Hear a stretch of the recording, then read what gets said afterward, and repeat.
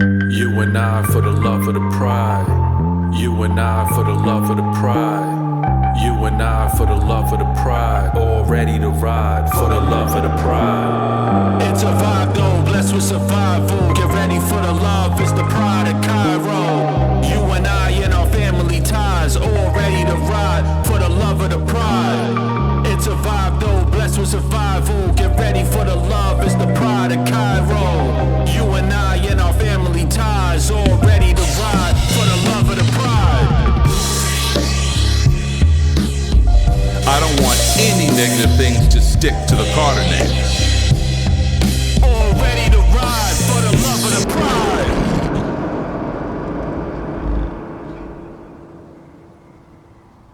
Things have been crazy for the last few days. My phone has been going off nonstop from my siblings, wanting to know where I am and what possessed me to run away with all people, C4. I finally had to shut my phone completely off. I think I left it by the pool or the hot tub of this 5-bedroom villa C4 and I rented as our private getaway. I mean, why not C4? Bryson was nice to look at, and yes, his money was long, but I don't ever really think he saw me. Not the way C4 sees me. As I walked into the TV room where C4 was lounging, the news was playing. Damn. It seemed like life kept pulling me back no matter how much I wanted to get away. I should be there with them right now. My dad has always been there for me. I can't believe they arrested him for murder. My dad would never murder anyone. Yeah, you sure about that? I couldn't take anymore. I quickly snatched the remote off the arm of the couch and turned the TV off as I slowly turned towards C4. He looked so unbothered as he used his tongue to seal up the backwoods he just rolled. Yes, I'm sure about that. This is ridiculous. If it's not one thing, it's another. I'm never going to hear the end of this from London. Oh, relax, babe. I got you. And who's going to save you from my family? C4 placed the backwoods between his lips with one hand, pulling his lighter from his pocket with the other as I began thinking about my family coming after us. I didn't know if I wanted to scream, cry, or both.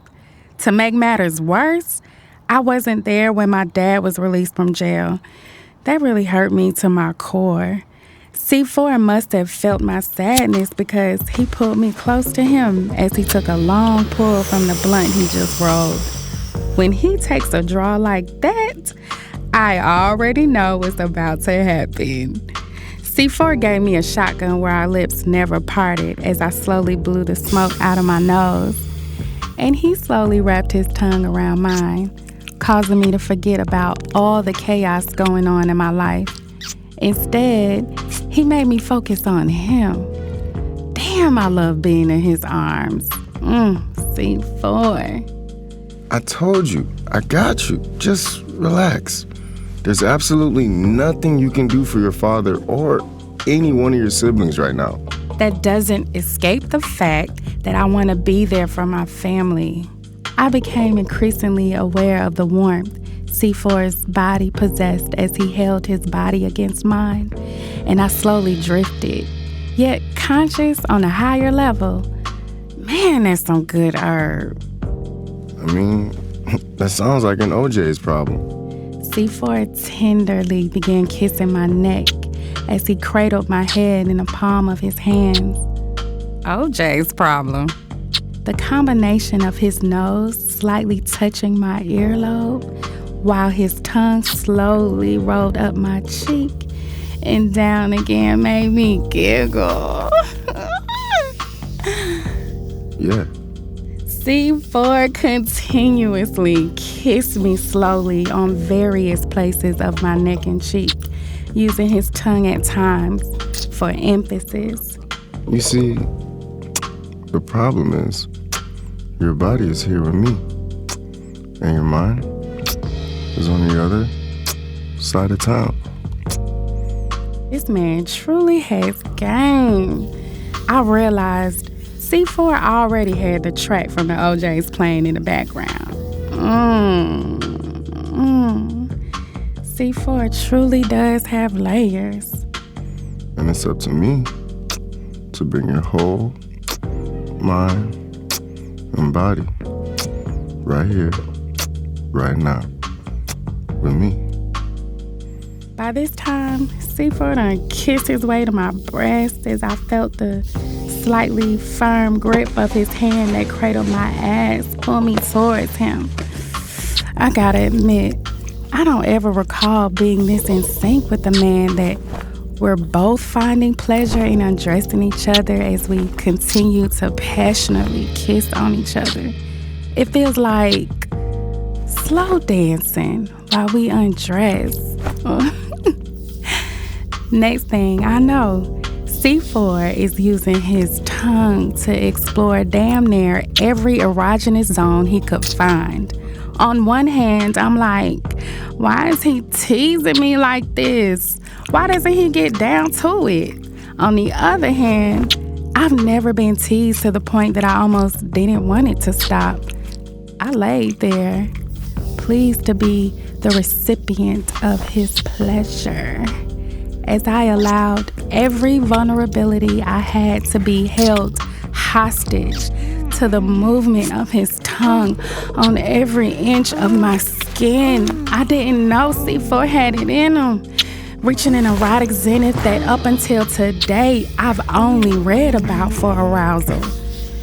This turned out to be more than a getaway.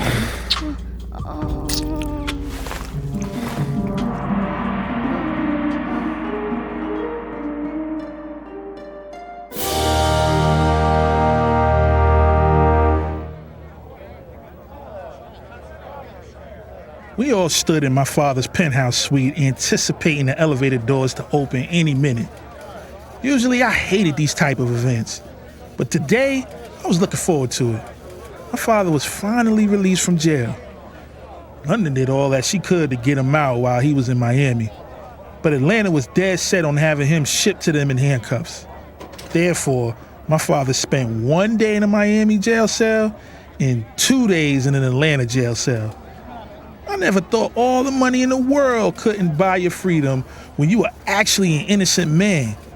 But somebody wanted to teach Kyro that money didn't make you exempt from the law, and they held him for the full 72 hours. That's the longest my dad has been away from his business, or anything that made him money. I know he was going crazy in there. I wasn't surprised at all when the first place he wanted London to take him was the office. Most humans want to go home first, take a real shower by themselves, change clothes. I mean, damn, at least shave. Not Kyro. He wanted to be dropped off at his office to make some big announcement. Kane. My mother's voice woke me up out of my daydream.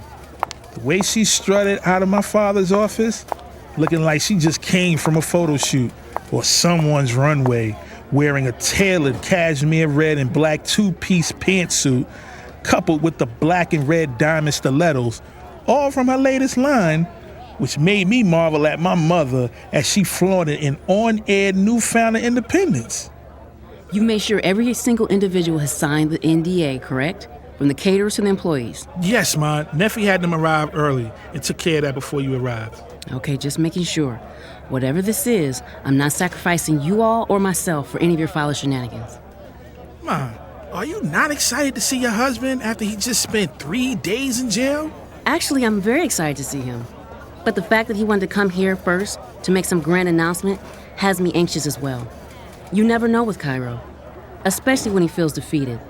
And I'm sure not being able to buy his way out of jail has him feeling very defeated.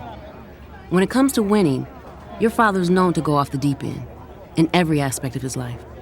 Just then, the elevator doors opened. Exiting the elevator was Kyro, followed by London and Charles. Like magnets, Neffy and my eyes met. She lowered hers. I guess after seeing the look of displeasure on my face. Okay, guys, let the man in. My mother pushed her way through the crowd and hugged my father. He planted a kiss on her lips. First time I seen that in a while. They were good for posing for the camera, and there were a lot of cameras here. Hey, Dad. Hello, son. Hey, I don't think I've been this happy to see my family since Kyro, cut it out. We're always together. So when do you get a chance to miss us? Asia saved the day as microphones were shoved in my dad's face. Neffy? Yes, sir. Neffy quickly stepped to the forefront and issued a statement for Kyro's return, after which she politely invited them to exit. My father made his rounds around the office, shaking hands as his employees welcomed him home. Welcome home, Mr. Once every media outlet was gone, my father turned to face his audience. Okay, everyone gather around. I've had a tumultuous 3 days in the belly of the beast. Now, just as I appreciate your tireless work in this powerful enterprise, I'm sure you'll appreciate me not wasting your time. So let's get straight to business.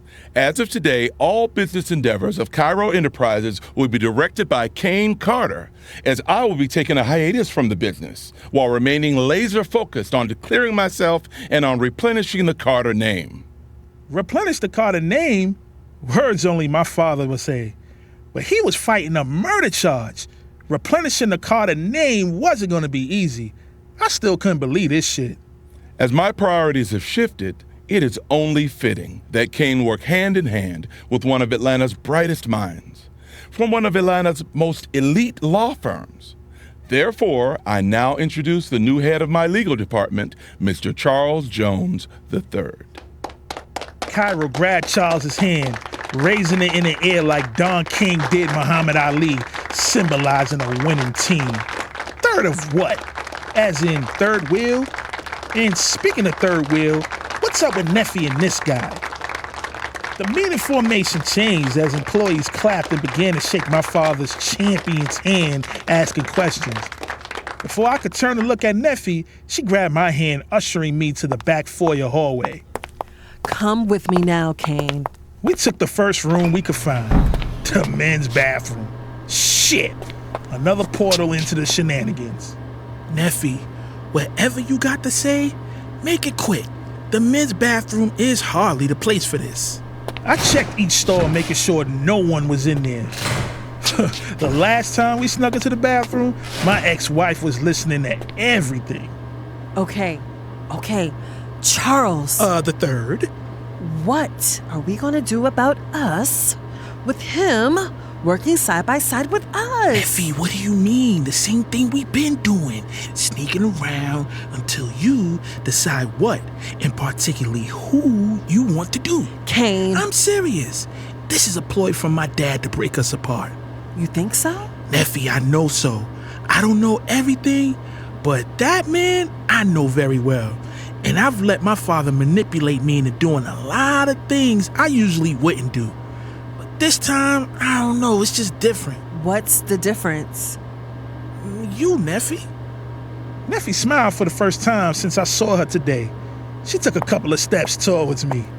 Just as she stood on her tippy toes to kiss me, we heard Charles's voice faintly in the background, growing closer as he walked towards the bathroom.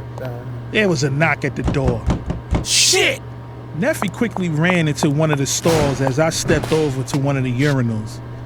Neffy's lipstick dropped on the floor near my foot as she took one leap on top of the toilet seat while closing and locking the door.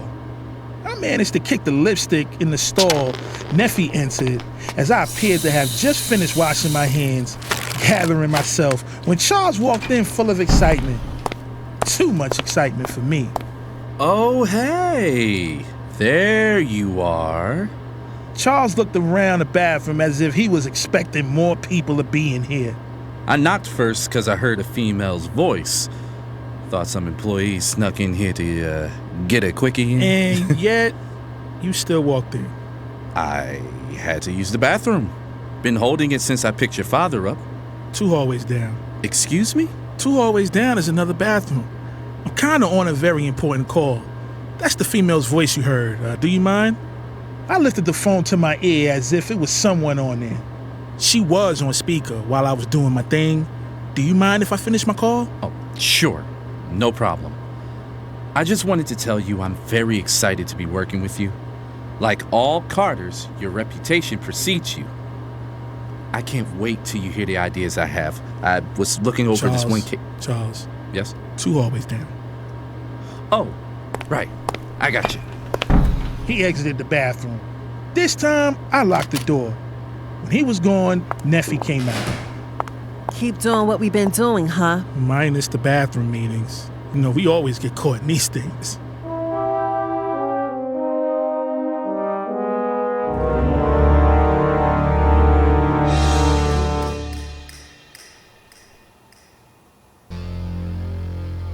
Oh, he think I'ma keep taking this? Get up, Kingston! Yo, what the?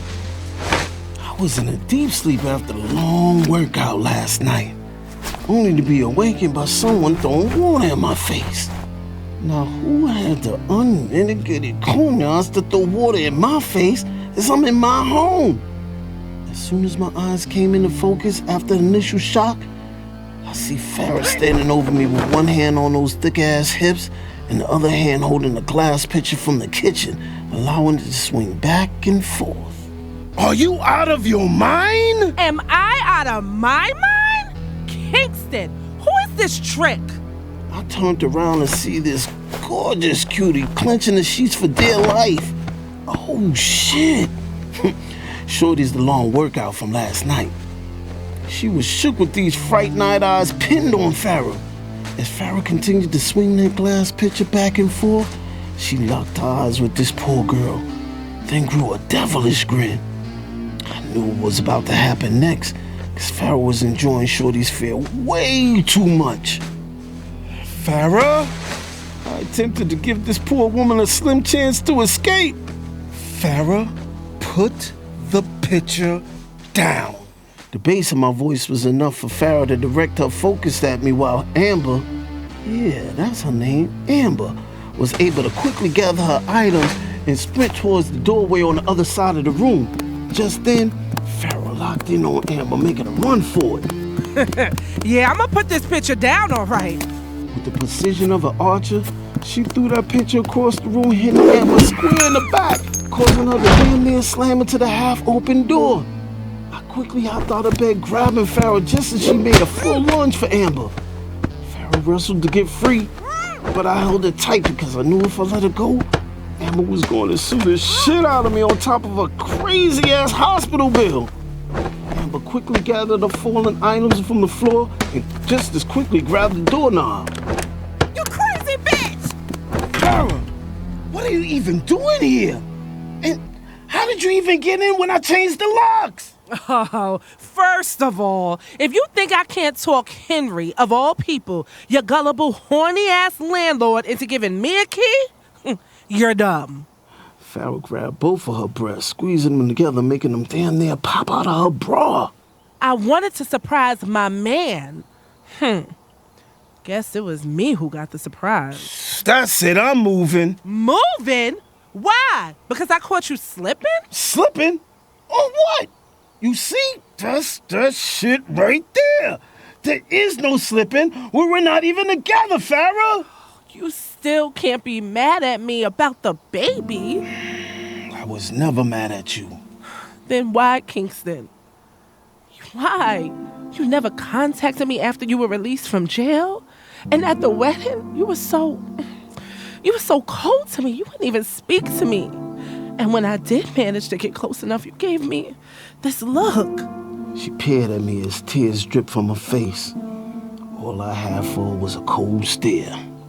That look right there. What did I do to deserve this, Kingston? I've been going through hell after losing our baby. I'm trying to keep myself and us together, but it seems like you're punishing me. For what? I don't know. Well, you just gonna have to figure that shit out somewhere else, Farrah. And stop playing I Spy trying to figure out my movements. I don't know what is it gonna take for you to understand that we are over. Just tell me why. What did I do? We was just so in love and now you hate me. I can never hate you. Well, do you still love me? Always, Farrah. Look, just because two people love each other does not mean that they should be together. The And why is it so hard for you to understand? Because it's not making sense. You have never in your life acted this way towards me. And I'm just trying to figure out what I did. You don't want to be with me, but you want to be with random girls? I can actually do without them as well. Yet the only one you're avoiding is me? Because they don't stress me out like you do, Farrah. Why don't you just understand? We are not good together, Farrah. Damn! Oh, Kingston! Ooh, you're such an asshole! I ain't mean to hurt that girl's feelings like that. I just need some space. Things have been getting crazy since I got home. I'm trying to get my mom back in the game, but I can't seem to get myself together. Man, I ain't gonna lie. The thought of losing my child still hurts. And I thought jail would give me some time that I need just to get my mind together. But seeing C4 run off with my sister just reminded me that I'm the one that brought him into the family in the first place. Because of me, my brother almost lost his promising doctor career. And my little sister, man, she's somewhere with a dealer and won't return anyone's phone calls. Let's not mention my studio being overrun by a dude who has no clue how to run a music business. I almost picked up the phone to apologize to Farrah and explain just what I needed was some time to get myself together. Then I heard a crashing sound. I turned my head towards the window, and the crashing sounds came one after another. 5 to be exact. Before I checked, I already knew what it was. So I walked over the window and opened it. You know I'ma bill your ass for that too, right? Fuck you! I hate you! There was no need to get upset. I cut her checks and her heart. I'm just gonna have to find a way to fix my windows and hopefully fix her heart before it's too late.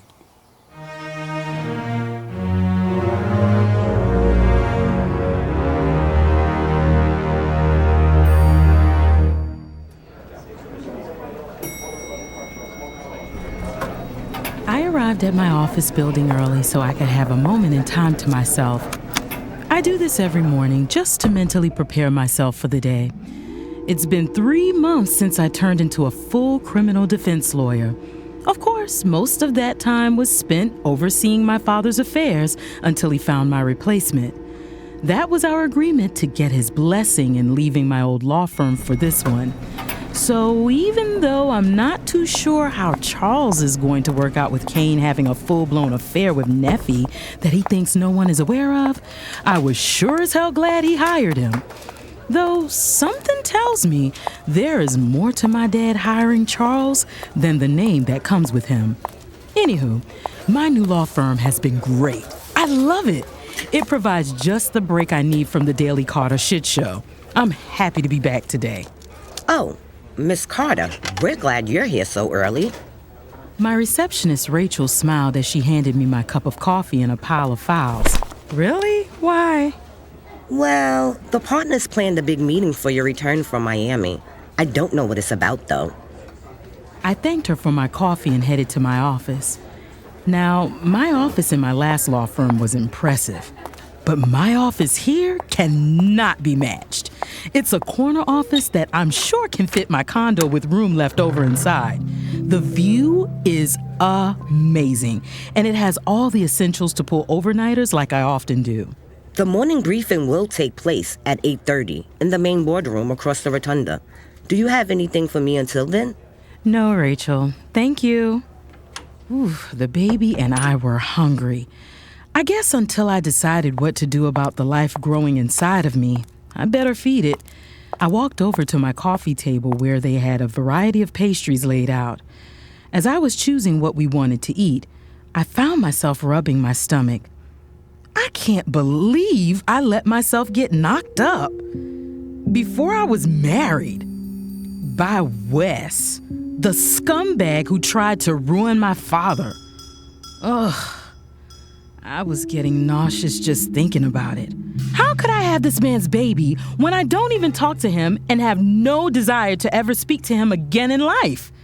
I mean, I wouldn't trust Wes with a shitty diaper, let alone my whole child. He might use my son or daughter for some type of career gain. Ew.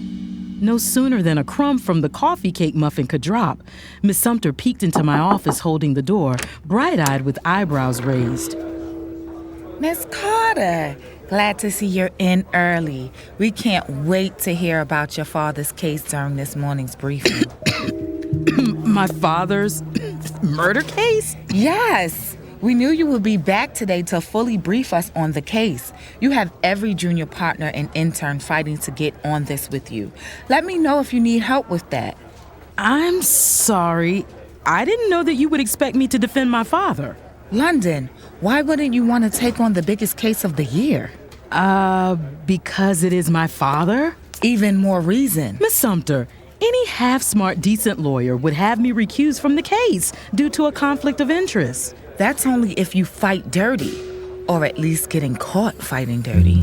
I'm sorry, but I will not be taking on my father's case. He is already interviewing several defense lawyers as we speak. Well, tell him to end the interviews. London, you're taking that case. I can't. It's just too close. Miss Sumter fully stepped into my office and closed the door. Her bright eyes disappeared when she turned back to face me, and they were replaced with fearful eyes. The eyes she brings to the courtroom when she is about to tear her opponent to pieces. If I wasn't who I was, I would be a little fearful at the moment. Actually, as my stomach started to grumble, I think that was the fear building up in me. Now listen to me really well, because I'm only gonna say this once. Yes, you are a beast in the courtroom, but I'm sure you don't think we brought on a business lawyer as a partner just to be the face of this company. You have connections and a lot of clients who will need your assistance in the future as criminals. One of them just so happens to be your father. Now, you can either bring him on as your first big public case, give him to one of us to take on, or find a new home as your firm. Those are your options. Your father's murder trial, win or lose, will bring a lot of clients in, and that's just what we need. Have I made myself absolutely clear? Yes, ma'am. But as a partner, I do not agree with your decision, but it's your firm. That's right. So I'll assist in any way I can. But I just can't take the lead on this case. Your choice. A stupid one, but a choice to make. We will be expecting you in the conference room by 8:30. Yes, ma'am. In London? Yes, ma'am. Stop calling me ma'am. You make me feel old. Yes, Miss Sumter. Miss Sumter left my office, and I think that was the first time I breathed since she entered it. Suddenly, I didn't feel too well. And even though I hadn't eaten yet, I felt like throwing up. When they say mind over matter, I now see what they mean. 3 months till now, I had no symptoms of being pregnant. But the moment my mother told me, here came the sore breast, sleepiness, hunger for no reason, and morning sickness. My receptionist walked in with a cup and a can of ginger ale in one hand and saltine crackers in the other. That didn't look like it went well. Rachel and I stared out my glass walls side by side, watching Miss Sumter walk off. It didn't. Here, it helps with morning sickness. I looked at her silently, asking how she knew I was pregnant. London, please. Your skin is dewy, your nose is all over your face, your ass is much bigger than when you first started. Either a child is growing inside of you, or you're taking hormone supplements to change sexes. That was just what I needed. A good laugh. It kind of felt good to have someone else besides my mother know my secret. Well, who else knows? Just me. I haven't heard any talk around the office. Let you know when I do. Thanks. Rachel smiled and left my office. I took a big gulp of the ginger ale straight out of the can. Just then, my intercom went off, and a voice came blaring through. There's a reason why I gave you a cup. There are too many germs on that can. You're going to poison the baby. I looked over and saw Rachel staring at me from her desk. I stormed over to my intercom and hit the button to talk. Leave me alone. I'm trying to prepare for this stupid debriefing in an hour.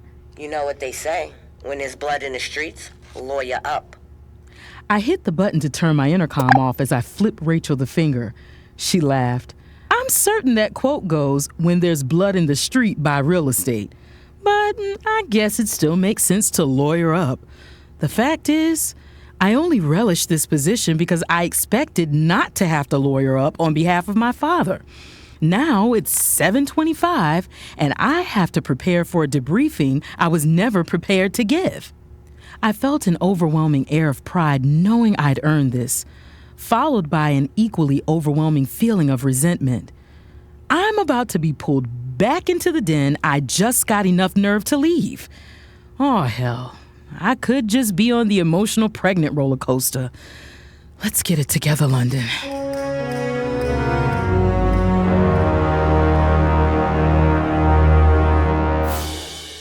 The Pride of Kyro was created by Ejanai Kamal. Written by Ejanai Kamal, Stefan Lee, and Jason Frazier. Produced and directed by Ejanai Kamal and Hanif Wynn.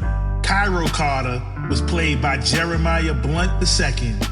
Asia Carter was played by Courtney Jones. London Carter was played by LaToya Ransom. Karan Carter was played by Zodu Mose. Kane Carter was played by Hanif Wynn. Brooklyn Carter was played by Yakini Horn. Kingston Carter was played by Jason Frazier. Nefertiti Allen was played by Siv Jones. Arena Jones was played by Arvel Poe. Farrah Wright was played by Taisha Shuford. Charles Jones III was played by AJ Dwayne. C4 was played by Dewan Williams. Captain Chiba was played by Dwayne Bradshaw. Mayor Sanders was played by Tyrone Rhodes. Kendrick was played by Dorsey Dixon. Rachel was played by Taryn Rhodes. Leona was played by Latavia Hart. Additional background vocals provided by Kalila Porter and Christian Guglielmo. For the Love of the Pride, opening theme song was written by Joseph Buchanan. The Pride of Kyro was recorded at Patchwork Studios in Atlanta, Georgia.